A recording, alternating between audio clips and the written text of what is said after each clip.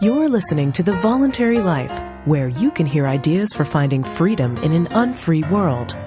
Visit thevoluntarylife.com to connect with the show and hear all past episodes. Here's your host, Jake. Hi everyone, it's Jake here. Welcome to The Voluntary Life.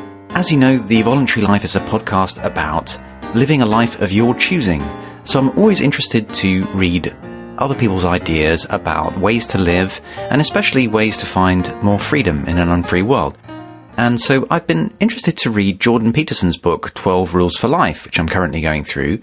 And this episode is about one of the chapters in that book. I'm not going to do a full book review of that book in this episode, because I want to just focus on one chapter, and that is his chapter on parenting. I'm particularly interested in the chapter on parenting because I am a parent now, and I'm always interested to hear other people's ideas about what it means to be a parent, what your responsibilities are, what the best practices are, and so forth. And I have some significant disagreements with what Jordan Peterson's written in his chapter on parenting, so I thought I would outline some of the ideas and some of my thoughts on it. Before we get to that, I just want to remind you that you can support The Voluntary Life by becoming a patron on Patreon. And if you're a long-term listener who gets value from the show, I would really appreciate your support. Supporters help to fund the editing of the show, the hosting, and all the other things that I outsource in order to make it possible for me to continue doing this show. And in return, you get loads of bonuses, including my productivity templates and bonus episodes. We're now up to 30 bonus episodes, and this week's bonus episode is called 10 Ideas a Day. And it's about a very interesting productivity and entrepreneurship technique by James Altucher. So please do support the show. You can find out more by clicking the link in the show notes, which you can find directly in your podcast player, or you can go to my website, thevoluntarylife.com, or directly to the Patreon page at patreon.com/thevoluntarylife. So on to Jordan Peterson's ideas about parenting. His book is called 12 Rules for Life, and he's writing about his suggestions or ideas for rules to live a good life, to improve your life, and so forth. And so this chapter on parenting expresses his rules for parenting. What's the best way to be a parent? And the chapter is called, Don't Let Your Children Do Anything That Would Make You Dislike Them. So that's his main kind of rule, and he goes in to explain what he means by this. And his main argument is basically that you mustn't be afraid to discipline your kids, even though they won't like it. So at one point, he puts it like this. He says, parents who refuse to adopt the responsibility for disciplining their children think they can just opt out of the conflict necessary for proper child rearing. They avoid being the bad guy in the short term, but they do not at all rescue or protect their children from fear and pain. Quite the contrary. The judgmental and uncaring broader social world will mete out conflict and punishment far greater than that which would have been delivered by an awake parent. You can discipline your children, or you can turn that responsibility over to the harsh, uncaring, judgmental world. And the motivation for the latter decision should never be confused with love. Okay, so that's a kind of summary of what Jordan Peterson wants to say in this chapter. His main advice to parents is don't be afraid to discipline your kids and don't opt out of the responsibility for doing so, because that is not good parenting and you will leave your kids in a situation where they'll have a bad life because the world will react badly to them if they're undisciplined. So you have to provide that discipline for them. Well, what does this actually mean in real terms, in terms of how you should parent your kids and what you should do? And what does he mean by discipline? Well, in the chapter, Jordan Peterson outlines a series of principles that he thinks you should use for parenting. Now, I am a big fan of principles. I think it's incredibly helpful when someone outlines what principles they work to, and it's really important to be conscious of the principles that you use for anything. So this is great. He's outlined a series of principles. However, there is a big difference between what the principle states and what Jordan Peterson interprets that to mean in terms of your actions as a parent. His principles sound, in general, pretty good to me, and the way that he interprets them, I think, does not at all follow from the principles themselves. So let me explain what I mean by going through his principles. First of all, I'll just tell you what his principles of parenting are. So he says, The first principle is limit the number of rules that children have to obey. The second principle is use the least force necessary to enforce those rules. The third principle is that parents should come in pairs. The fourth principle is that parents should understand their own capacity to be harsh, vengeful, arrogant, resentful, angry, and deceitful. And the fifth principle is that parents have a duty to act as proxies for the real world. Now, I don't agree with all of those principles, but some of them sound very reasonable to me, like limit the rules. But as I said, the way that he interprets these principles is very different to the way that I would interpret what the principles mean. So I'll go through each of the principles and explain what I mean. The first principle that he has is to limit the number of rules that kids have to follow. His basic argument is the more rules you make, the harder it is going to be for everyone, and the more complicated it's going to be. So you've got to limit the number of rules that kids have to follow. Now, as a principle, I think that sounds very reasonable, but I would take issue with what that list of limited rules should be. Jordan Peterson does provide his suggestion of what a list of the limited rules should be. So I'll just read that out to you. He says, do not bite, kick, or hit except in self-defense. Do not torture and bully other children so you don't end up in jail. Eat in a civilized and thankful manner so that people are happy to have you at their house and pleased to feed you. Learn to share so that other kids will play with you. Pay attention when spoken to by adults so they don't hate you and might therefore deign to teach you something. Go to sleep properly and peaceably so that your parents can have a private life and not resent your existence. Take care of your belongings because you need to learn how to and because you're lucky to have them.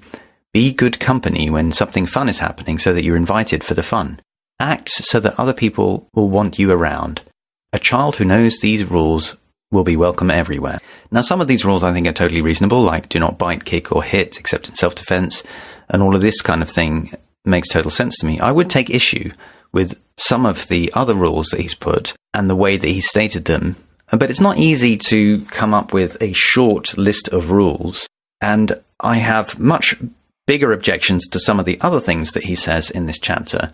So the idea that you should try and come up with a short list of rules and try and be clear about what they are and make the list as short as possible, I think is a good one. I don't agree with the way that he's formulated his rules. I mean, just as an example, pay attention when spoken to by adults. Well, frankly, not all adults are equal. There are some people in life that I don't think my daughter should necessarily pay attention to just because they're an adult. I mean, as we're walking around, we get a lot of people are obviously very charmed by my daughter and want to say hello to her, and they smile at her, and some of them are really nice. And we also get some people who want to talk to my daughter who are frankly a bit weird. That's just what happens when you walk around any city centre. And I don't think that my daughter ought to pay attention to anybody just because they're an adult. I also find this idea of children having to learn to share to be a very tricky subject. I think children need to learn to respect property rights, and that means not stealing other people's stuff, not taking toys off other kids if they're using them. But this whole idea of learn to share, I see this all the time. When I take my daughter to the library, for example, the first thing that some parents will do, if my daughter is playing with another kid and then she's interested in what the other kid's holding, let's say the other kid's holding a balloon or something, and she wants to reach out and touch the balloon, sometimes something will happen like that and the other kid will withdraw and pull their hand back because they're worried that my daughter is going to take their balloon. And the other kid's parent will immediately chastise them and say, now, share, you've got to share. And to me, that always seems like adding insult to injury, because you don't necessarily have to share. If somebody comes up and wants something that's yours, it should be something done voluntarily. And the way that some parents talk to their kids about sharing, to me, seems to be exactly the wrong way to encourage sharing. I mean, as it happens, my daughter loves sharing with other people. She loves giving other kids things. If she picks up things, she often just goes over and gives them to other parents or other kids just to be sociable and just because she enjoys doing it. But we have never told her to do that, and we've never forced her to share. And I've never done that thing that other parents do where they say, now, you must share. So I have some quibbles with some of the things that Jordan Peterson says about his rules, and particularly this sharing business. But in general, I think the idea of limiting rules is great, even though I don't particularly agree with the rules that he comes up with. The next rule or principle that Jordan Peterson says is use the least force necessary to enforce those rules. Well, this sounds to me very reasonable. For example, if you've got a rule which is don't hit or bite other kids, then you should use the least force necessary to enforce those rules. Now, to me, that would clearly mean that you should not, as an adult, ever hit your children. Because if your child is hitting another child or going to hit another child or something, the least force necessary to stop that from happening is certainly not hitting your child or smacking your child or anything like that. You can simply restrain your child. That is the least force necessary. But that's not what Jordan Peterson thinks the least force necessary means. Jordan Peterson is a fan of physical punishment. He thinks it's important and that you shouldn't shy away from doing it. He just means that you should use the least amount of physical punishment which he thinks is necessary. However, he sanctions explicitly hitting children. Now, of course, he doesn't want to use the word hitting. He likes to call it spanking and so forth. But he does sanction physical violence against children. And I have to say, his arguments for this are, quite frankly, pathetic, especially coming from somebody who is a research psychologist, who really ought to know the literature on this subject, but who seems to have completely ignored it. So just to give you an example, Peterson says, we should note that some misbegotten actions must be brought to a halt both effectively and immediately, not least so that something worse doesn't happen. What's the proper punishment for someone who will not stop poking a fork into an electrical socket, or who runs away laughing in a crowded supermarket parking lot? The answer is simple. Whatever will stop it fastest within reason. Now, if you read the chapter, you'll know that he is saying that sometimes you have to smack your kids. But to use his principle, if you're using the least force necessary to stop a child from running away in a parking lot, the least force necessary is you take the child by the arm and stop them from running away. The least force necessary is not hitting the child. The least force necessary from stopping a child sticking a fork in an electrical socket is to remove the fork from the child. And of course, you can put childproof covering on your electrical sockets. I've got to wonder that some of these examples, repeatedly sticking a fork in an electrical socket, I would have to ask, what is going on beforehand that leads to this situation? Where are you as a parent, and why does a child have the fork, and why is it happening repeatedly? But anyway, my point is, I don't think Peterson's consistent with his principle here, because the least force necessary is not corporal punishment. And the real key to what is going on here in Peterson's ideas is that he thinks that the choice is between using physical punishment or overlooking misbehavior and leaving your child to their own devices. That's what he thinks your options are as a parent. Either you kind of completely neglectfully just leave your kid to do whatever and run wild and stick forks in electrical sockets, or you, quote, discipline your child by physical punishment. Now, I do not think that those are the only two options, and I think it's quite ignorant as a parent to believe that those are the only two options. If you are interested in parenting techniques that are not neglectfully permissive and letting your kids, just run around with forks, sticking forks in electrical sockets, but you also are interested in what the best way to provide leadership for your children is, there's many, many books out there and useful resources on how to parent without hitting your kids. For example, Parent Effectiveness Training by David Gordon is one. There's another approach called RIE, which is a very interesting approach, and a podcast called Unruffled, which provides very good advice on that approach. So there's many, many good resources on how to parent in a way that's not just neglectfully letting your kids run around car parks and get themselves run over, or taking them in hand and spanking them, which seems to be the only two options that Peterson thinks you have as a parent. In his criticism of parents who don't use physical violence on children, Peterson uses a lot of rhetoric in this chapter. He says things like, it is willfully naive to think that you don't need to use physical violence on kids. And he says it's wrong, too simple. A lot of these kind of rhetorical techniques are ways of trying to get the reader to think, oh, well, I don't want to be willfully naive, so he seems very confident about this. Maybe he's right. Well, I would just turn that back on Peterson himself and say that I think it's willfully naive of him to advocate physical violence in light of the massive amount of evidence of what spanking does to kids.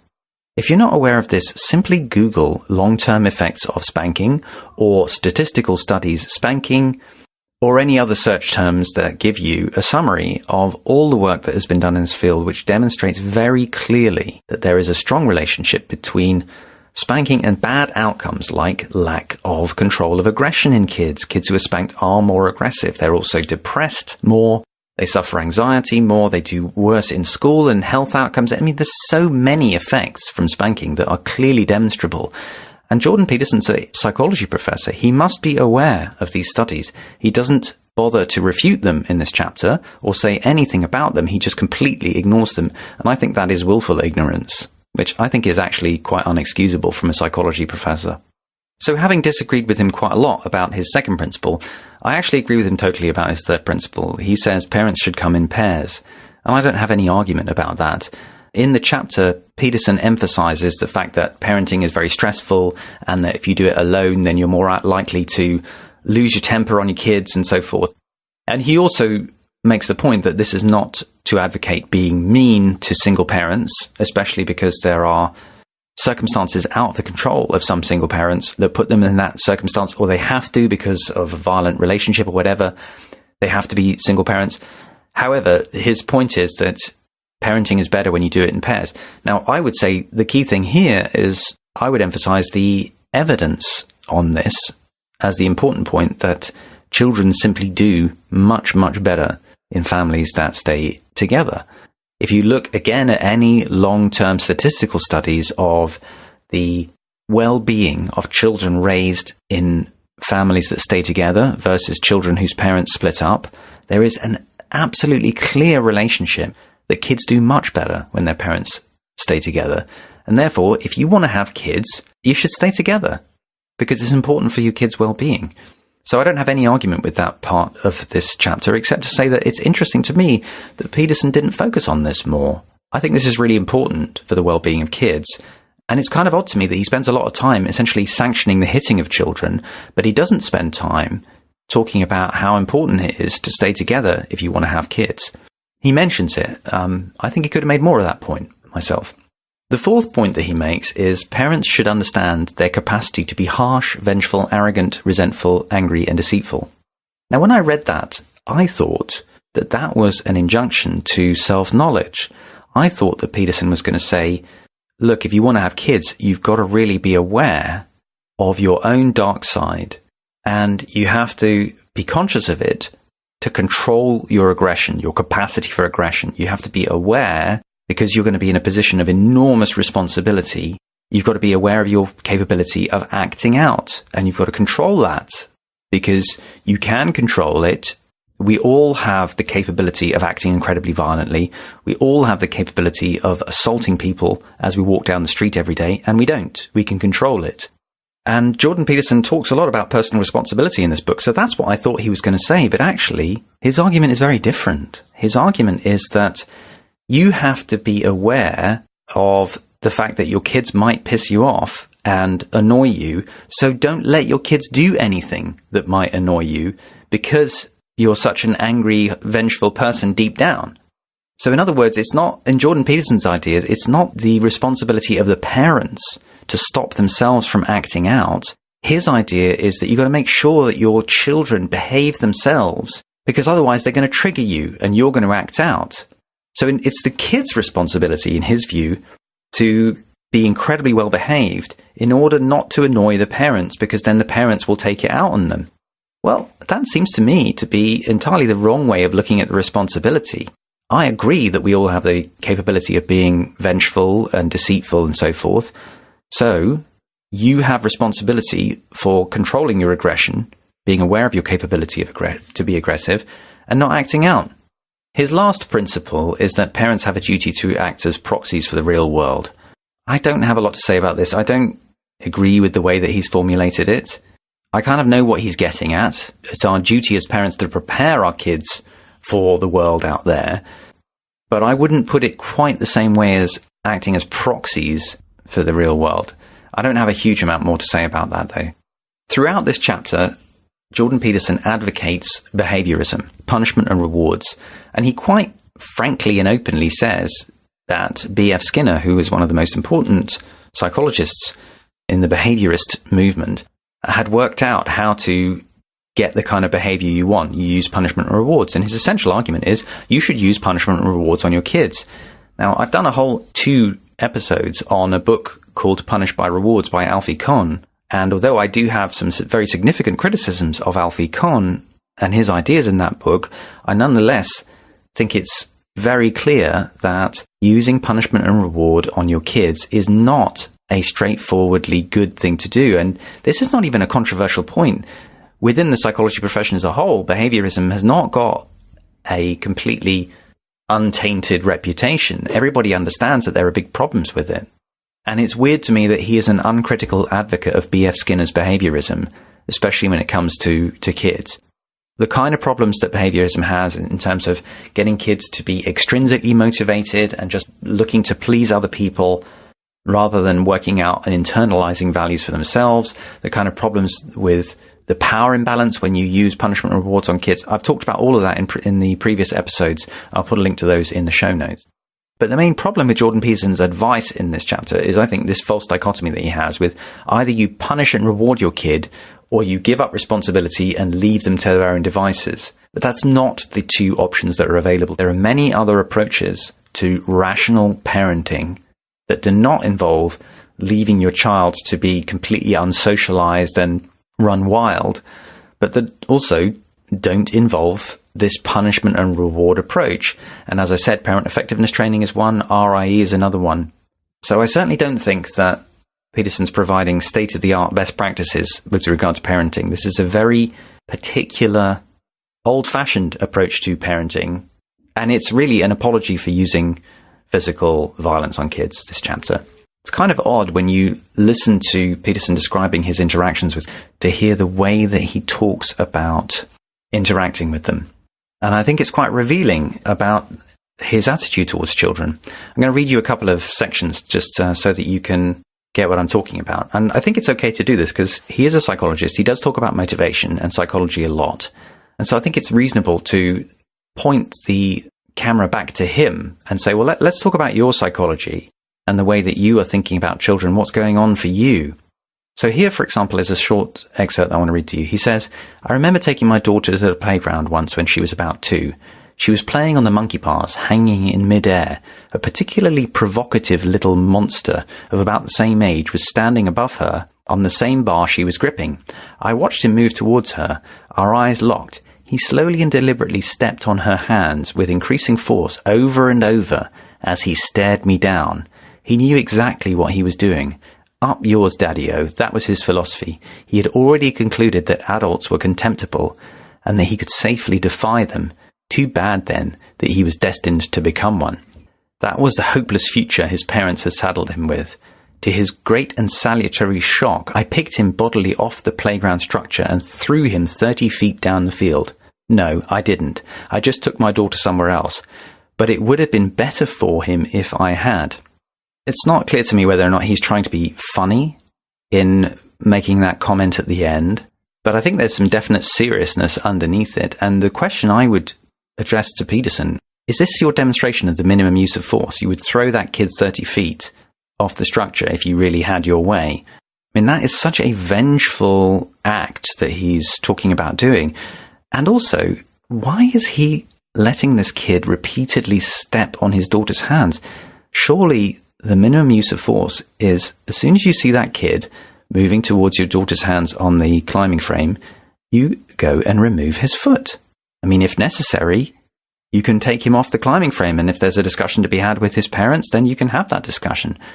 Now, I'm aware that Jordan Peterson didn't throw this kid 30 feet down the field, and also I'm aware that this is maybe supposed to be kind of a joke, but the point is, when he said, it would have been better for him if I had, how are we supposed to interpret that? You really think it would be better for the kid to throw him 30 feet, and this is your idea of minimum force necessary?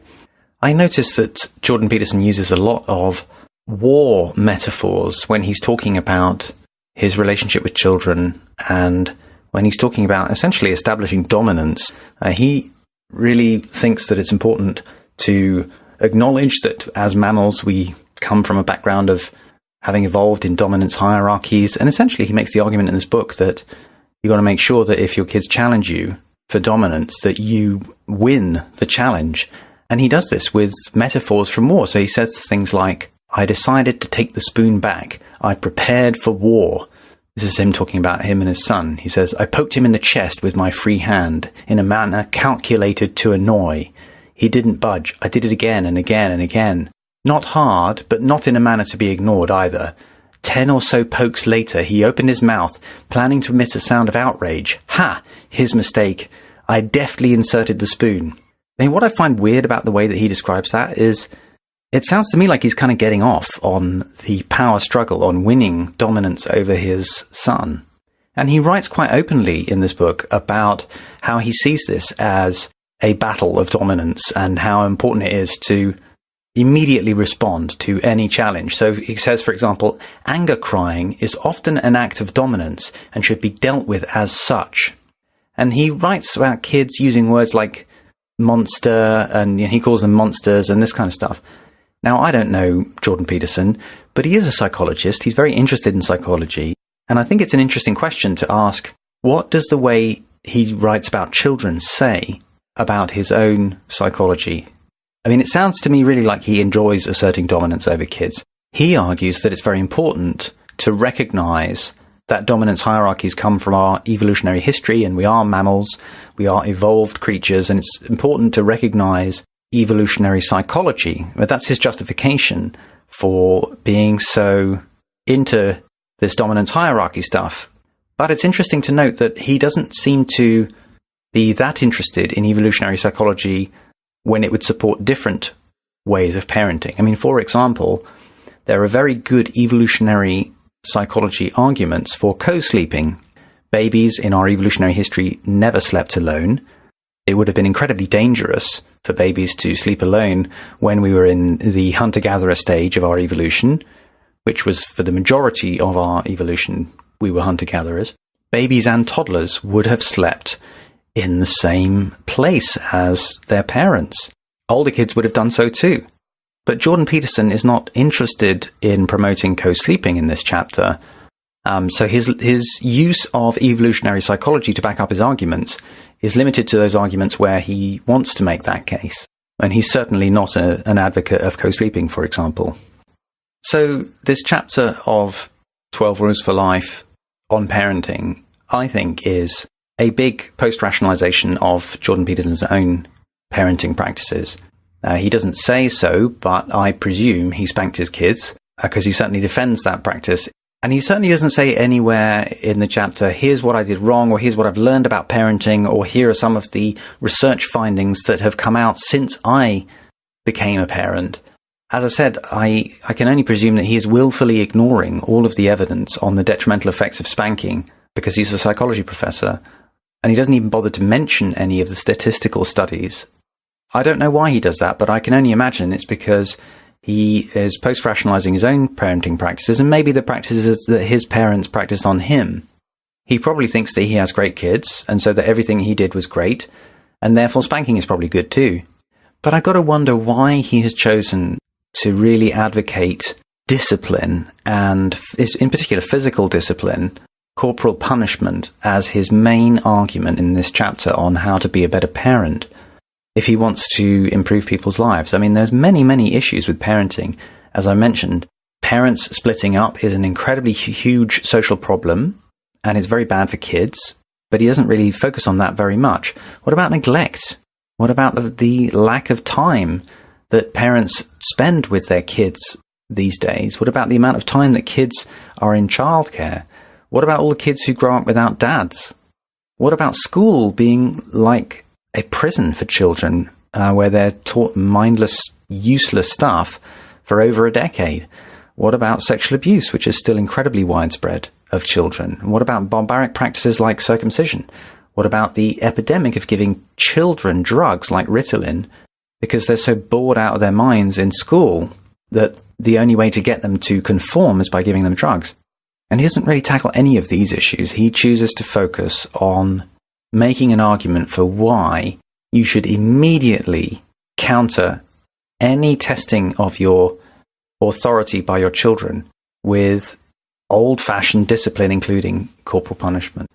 And he's chosen to focus on that because I think he has this false dichotomy in his own mind that as a parent, you either spank your child and you become an authoritarian disciplinarian parent, or you leave your child to their own devices and they run wild, sticking forks in plug sockets and running out into the street and getting run over and being totally antisocial.